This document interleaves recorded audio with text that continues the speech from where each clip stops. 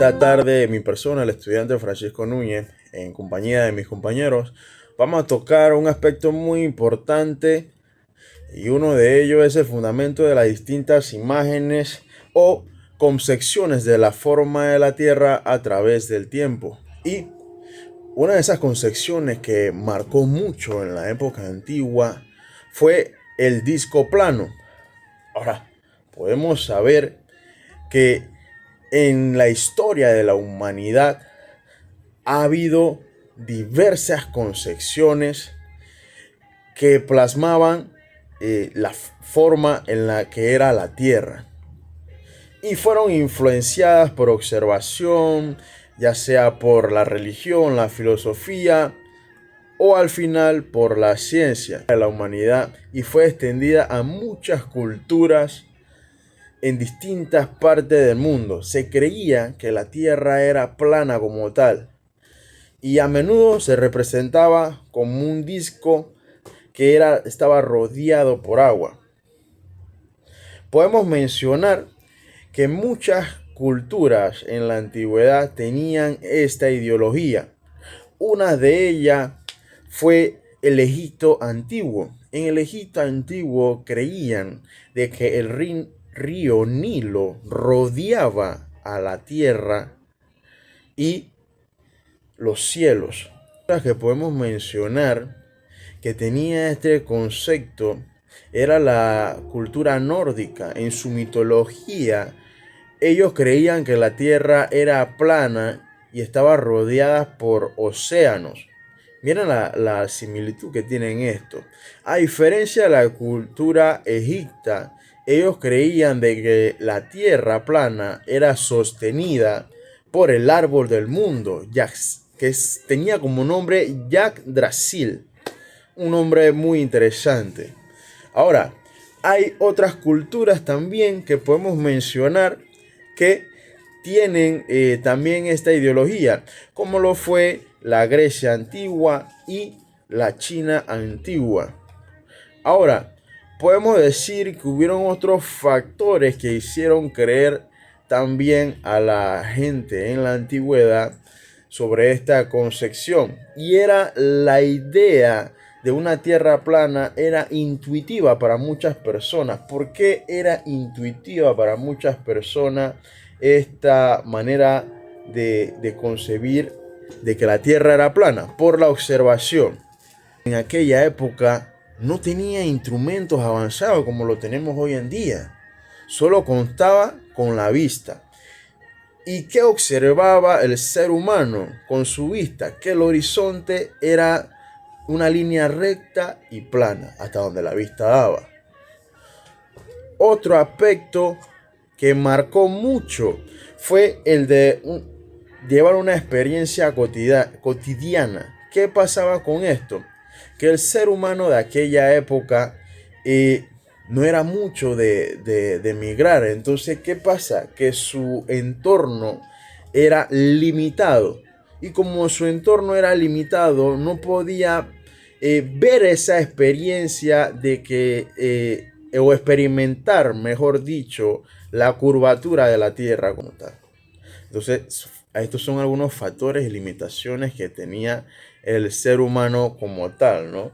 Limitaciones, como bien lo dije hace unos instantes, fue la tecnología, ya que no tenía las herramientas para crear estos barcos que le permitieran navegar a largas distancias y así tener un poquito más el entendimiento de la curvatura de la Tierra como tal, ¿no? Otro factor importante que no le permitía a ellos tener ese concepto era la falta de tecnología en la comunicación, ¿cierto? Y aparatos tecnológicos que tenemos ahora que han sido creados como los transportadores espaciales, que estos transportadores espaciales y la tecnología que ha avanzado hasta el día de hoy ha tenido un auge importante. ¿Por qué tuvo un auge importante? Porque fue el declive de la creencia de que la Tierra era plana. ¿sí? Fueron los avances científicos, las exploraciones geográficas que permitieron conocer al ser humano que la Tierra no era plana. Y con esto termino y le doy espacio a mi compañero para el siguiente punto. Muchas gracias.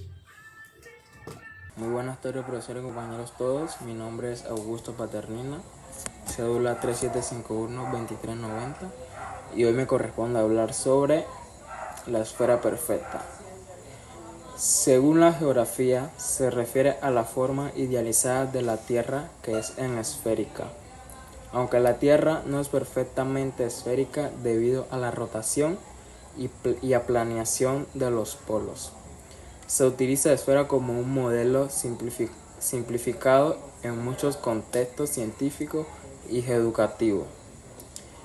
En realidad, el polo norte está dilatado 10 metros y el polo sur está hundido a unos 31 metros.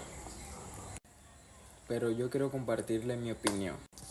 Cuando decimos que la Tierra es un asteroide o un geoide, creo que estamos casi haciendo un abuso de terminología táctica, porque las variaciones, tanto por las irregularidades de la superficie como el achatamiento en los polos, son casi insignificantes.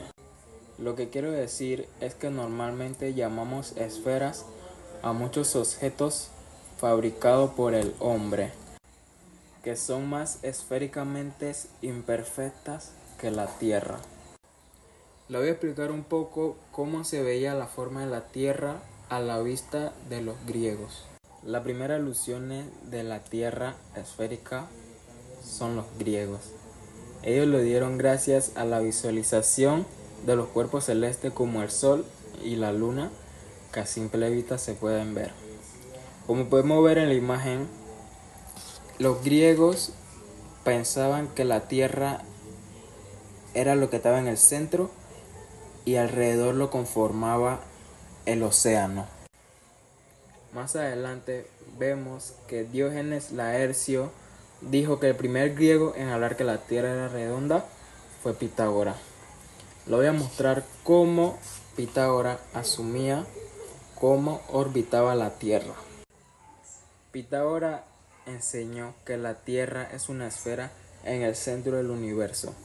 Como podemos ver, Pitágoras asumió que la Tierra era lo naranja que se ve ahí y que los otros planetas orbitaban alrededor de la Tierra. También defendió a la Tierra diciendo que la Tierra tenía que ser redonda a la fuerza porque la esfera es la forma más perfecta de la naturaleza, aunque es el proceso más lógico ni confiable, pero el caso es que acertó. Siglos más tarde, Aristóteles validó su opinión.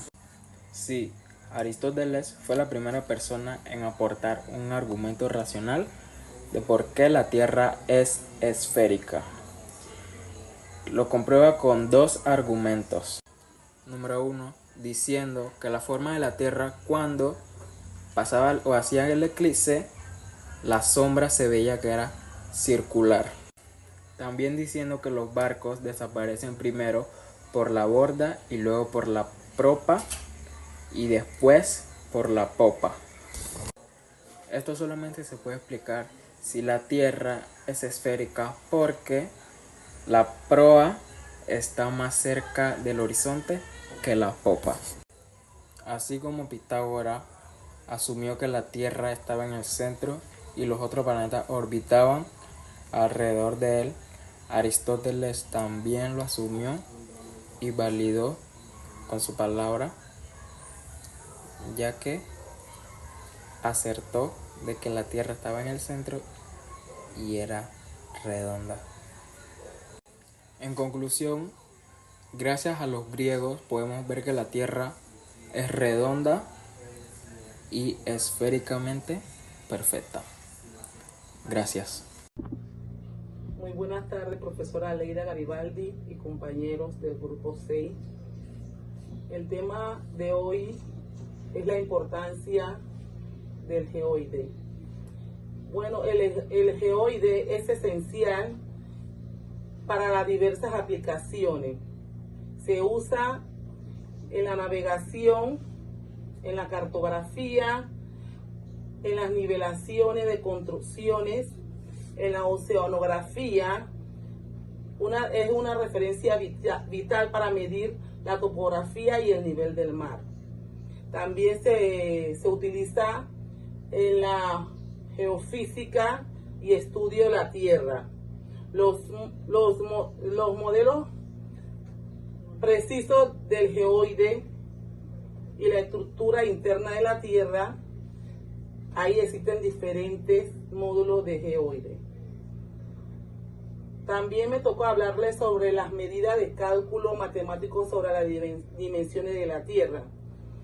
Han evolucionado considerablemente a lo largo de la historia, desde los primeros intentos de la antigüedad hasta los sofisticados métodos modernos, más avanzados en la tecnología satelital. Una descripción amplia detalladamente la realizó de nuestro planeta Tierra, fue realizada por el griego Eratóstenes, que hizo un cálculo de la Tierra. Sus cálculos fueron precisos. Muchas gracias. En la Edad Media, los científicos realizaron sus propios cálculos sobre la circunferencia de la Tierra. Entre uno de los más destacados fue Al-Biruni, en el año 978 al 1048, que utilizó un método geométrico y trigonométrico que midió la altura de una montaña utilizando ángulos y su distancia desde una base. Luego, desde la cima de la montaña, midió ángulo usando la trigonometría. Con la llegada de la era moderna y el desarrollo de la geodesia, los métodos para medir la Tierra se han vuelto más precisos y complejos. Durante los siglos XVII al XX, realizaron mediciones más precisas del tamaño y forma de la Tierra. Con la llegada del satélite han alcanzado niveles precisos sin precedentes. El sistema de red global llamado GPS es una red de satélites que permiten determinar la posición en la superficie terrestre, permitiendo medir la altura del nivel del mar y la topografía global. La Tierra no es una esfera perfecta, sino que tiene una forma irregular conocida como geoide, que representa el nivel del mar extendido por todo el planeta. Muchas gracias.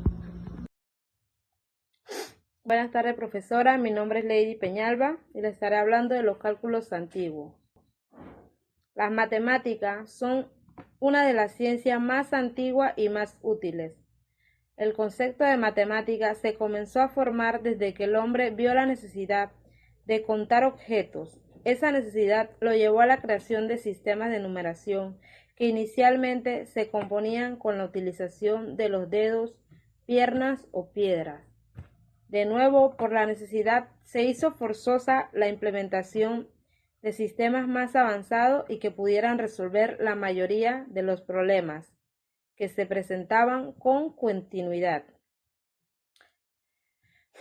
Posidonio, que recibió el nombre de el atleta, nació en el seno de una familia griega de Apamea, una ciudad helenística sobre el río Orontes. en el norte de Siria. Probablemente murió en Roma o en Rodas. Estudios en Atenas, en donde fue alumno de Panecio de Rodas, cabeza por entonces de la escuela estoica. Se asentó alrededor del año 95 a.C. en Rodas, un estado marítimo que en aquel momento gozaba de una gran reputación en cuanto al estudio científico. Viajes de Posidonio. Posidonio hizo después largos viajes por todo el mundo romano e incluso más allá de sus fronteras, con fines de investigación. Viajó por Grecia, Hispania, la península itálica, Sicilia, Dalmacia y el norte de África, incluyendo Egipto, y hasta las costas orientales del Adriático. Visitó y describió el mundo bárbaro, en especial a los celtas. Posidonio se convirtió en ciudadano en Rodas, en donde tomó parte activa en la vida política. Su estatus social a la vista de los cargos que ocupó fue muy alto, llegando a ocupar el cargo de pritano de Rodas. También sirvió como embajador en Roma entre los años 87 y 86 a.C. Fue aclamado en el mundo grecorromano como el mayor polímata de su tiempo, llegando a dominar todas las áreas del conocimiento, un caso similar al de Aristóteles o Erastótenes. Intentó crear un sistema unificado de comprensión del universo a través del intelecto humano. Escribió sobre física, incluyendo meteorología y geografía física, astronomía, astrología y evidencia sismológica, geología y mineralogía, matemática, historia natural, antropología y táctica.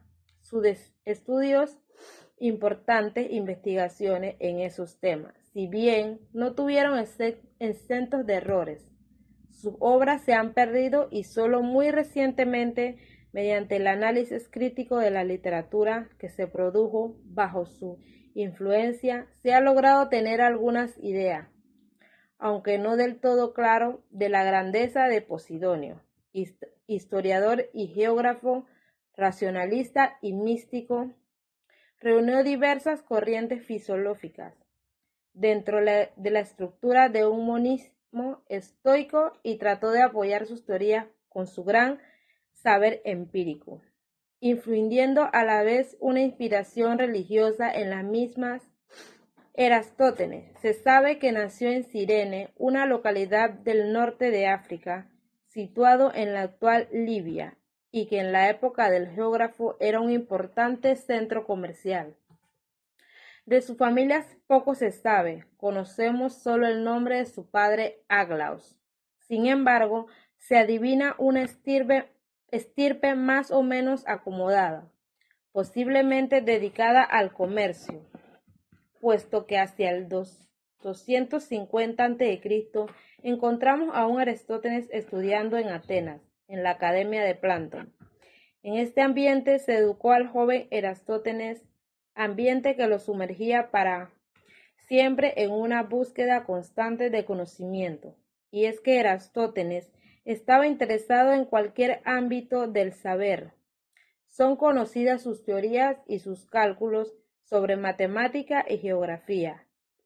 También cultivó la poesía y estudió el movimiento de los astros, además de escribir varias obras sobre historia. Por su increíble capacidad de retención, su inteligencia polifacética y sus habilidades deductivas, sus contemporáneos le denominaron el pentalos, es decir, el pentatleta, el que sobresale en todo.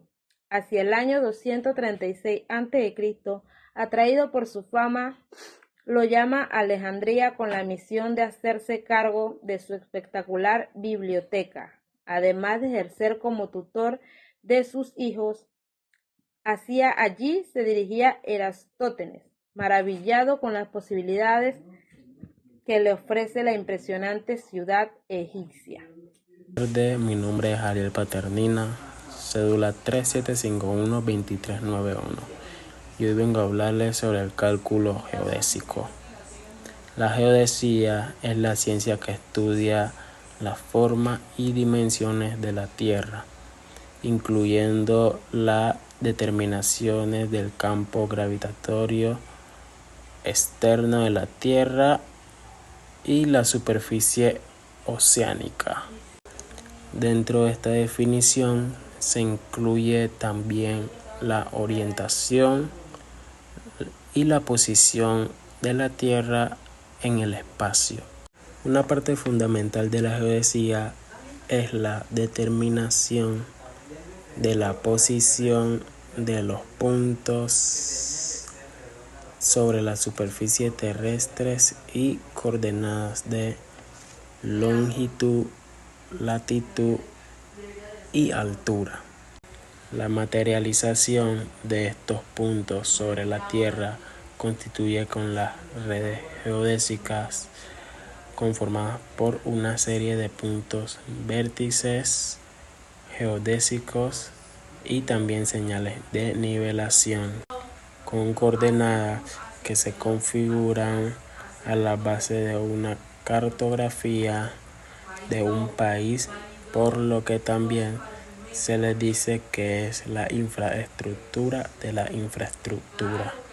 Los fundamentos físicos y matemáticos necesarios para su obtención sitúan la geodesía como una de las ciencias básicas para obtener una disciplina. Los fundamentos físicos y matemáticos necesarios para su obtención sitúan a la geodesía como una de las ciencias básicas para otras disciplinas,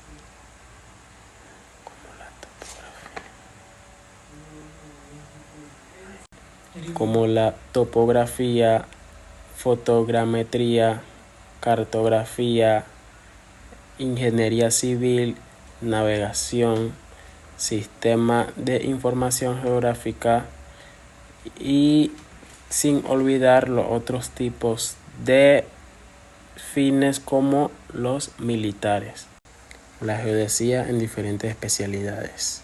La geodesía geométrica determina la forma y dimensiones de la Tierra en sus aspectos geométricos que ayudan a realizar las coordenadas.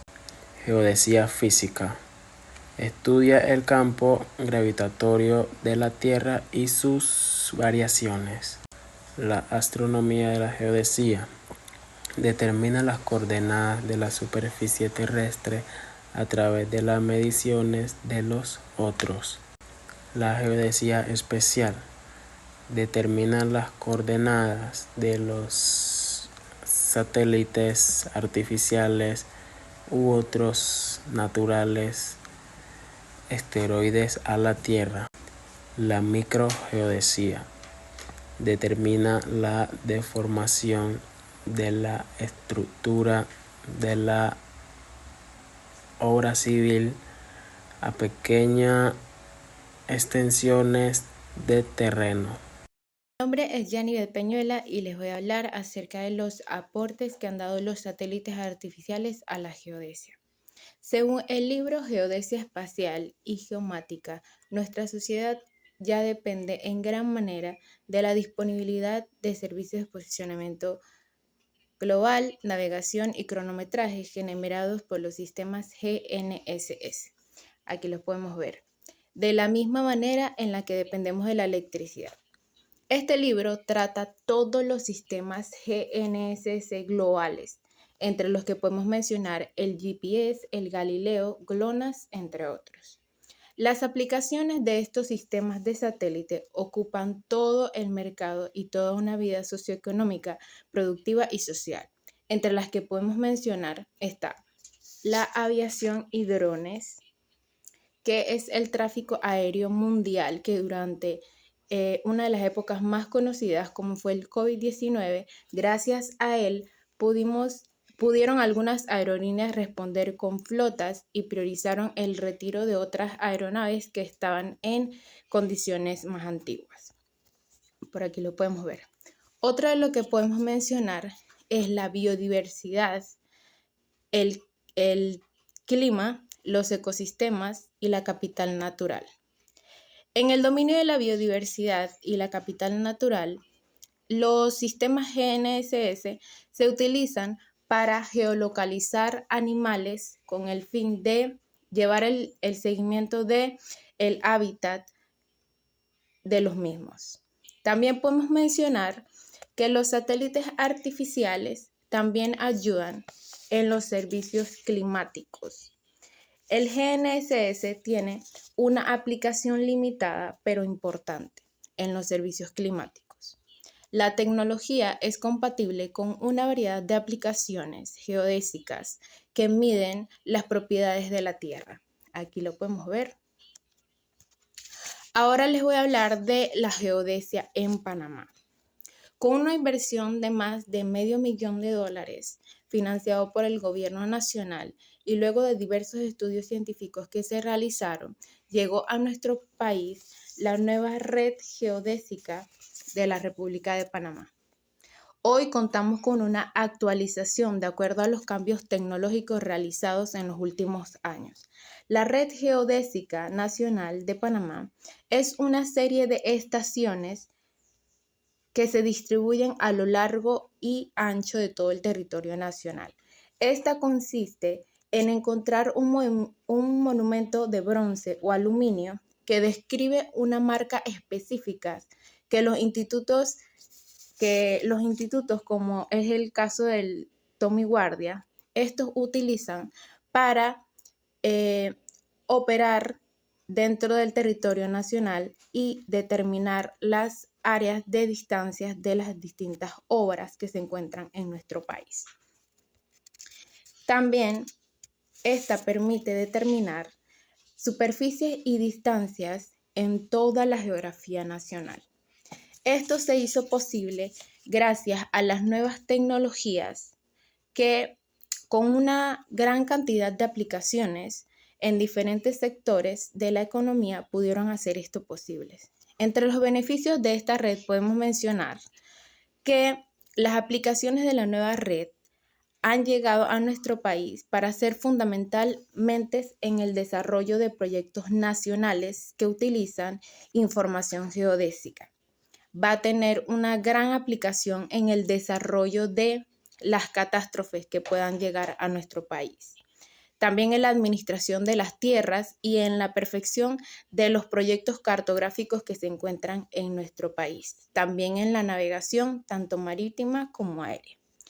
La Red Geodésica de Panamá también hizo un gran aporte en la línea del metro. La Red Geodésica de Panamá se remonta a los años de 1940, cuando una de las instituciones geodésicas de Estados Unidos tomó en cuenta que países de Centroamérica y Latinoamérica necesitaban una red para poder apoyar al ampliamiento de las redes cartográficas en todos los países, aplicándose tanto en lo regional como en lo nacional. Otro de los aportes de la geodesia en nuestro país fue la ayuda ante posibles catástrofes futuras que puedan haber en nuestro país. Muchas gracias.